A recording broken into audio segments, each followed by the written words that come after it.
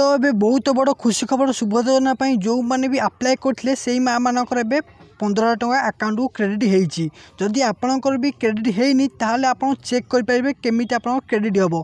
तो प्रथमे आपण मानू कहि आपण मैंने वीडियो को आसवर आपण मानू बहुत बहुत धन्यवाद। तो चलतु आम जाना केमी आपण मैंने चेक करेंगे आपण अकाउंट को 15,000 आसी कि ना।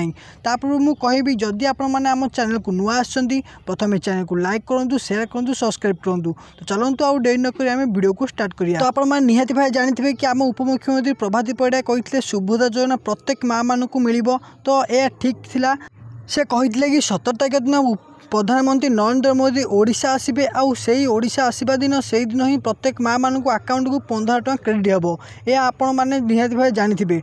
तो से ठीक है। तो प्रत्येक माँ मान अकाउंट को 15,000 टଙ୍କା आसी। आम प्रभाती परिडा उपमुख्यमंत्री से जहाँ कही से करके भी देखले।